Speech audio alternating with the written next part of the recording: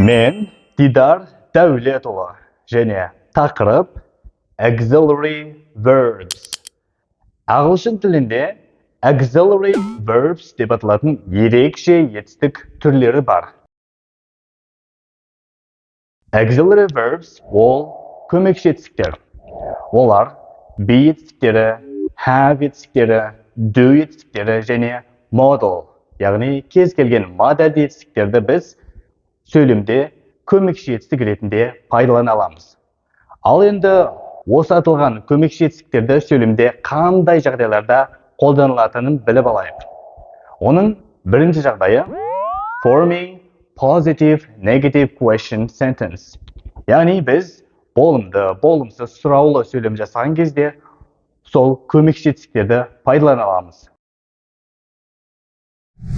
Мысалға, I have been in Жетісу. Мен Жетісуда болғанмын. Бұл сөйлемде have ол көмекші етістіктің рөлін атқаруда. Келесі мысалы, I didn't see him yesterday. Мен кеше оны көрген жоқпын. Келесі мысалы, Are you Kazakh? Сен қазақсың ба? Ал бұл жердегі are және did сөздері көмекші етістік болып табылады. Енді екінші жағдайға келсек, ол short answers, яғни біреу сұрақ қоятын болса, біз оған қысқа жауап берсек, онда біз сол көмекші етістіктерінің көмегіне жүгінеміз. Мысалға, Do you love me? Yes, I do. Сен мені жақсы көресің бе? Я жақсы көремін. Енді үшінші жағдайға келсек, ол avoiding repetition, яғни сөйлемде келген негізгі етістікті сөйлемнің қалған бөліктерінде қайталай бермес үшін біз оның орнына көмекші етістіктерді қолдана аламыз. Мысалға, I speak English, but my teacher doesn't. He did when he was a student. I hope one day he will. Мен ағылшынша сөйлеймін, бірақ менің ұстазым сөйлемейді. Ол студент кезінде сөйлеген. Мен сенімдімін, күндердің күні оның сөйлейтініне. Бұл мысалда did, doesn't, will көмекші етістіктері speak негізгі етістігінің орнына қолданылып тұр.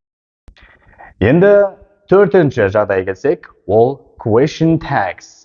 Яғни біз біреуге сұрақ қойғаннан кейін, ол сөйлемде айтылған нәрсенің рас немесе өтірік екенін анықтау мақсатында осы көмекші етістіктерді пайдалана аламыз. Мысалға, You aren't local, are you? Сен жергілікті емессің, солай ма? Келесі мысалы, She is married, isn't she? Ол қыз тұрмысқа шыққан, солай емес пе? Келесі мысалы, You won't come, will you? Сен келмейсің, солай емес пе?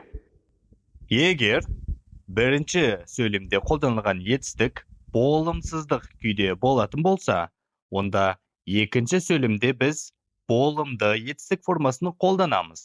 Ал егер бірінші сөйлемдегі етістік болымды болатын болса, сәйкесінше екінші сөйлемде болымсыздық формадағы етістік жазылады.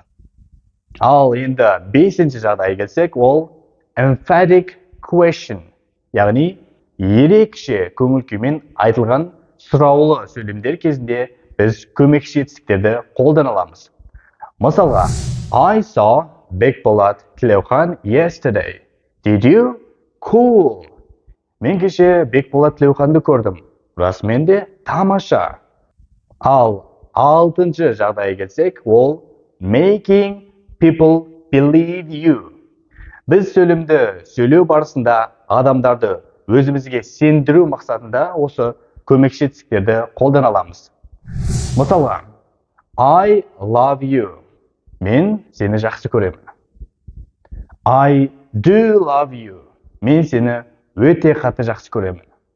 Біз сөйлемде ол кісіге деген махаббаттың жоғары дәрежеде екенін көрсету мақсатында осы love негізгі етістігінің алдына do көмекші етістігін қоямыз. Сол кезде сөйлемнің мағынасы күшейе түседі. I really do love you. Мен сені жанымнан да артық жақсы көремін.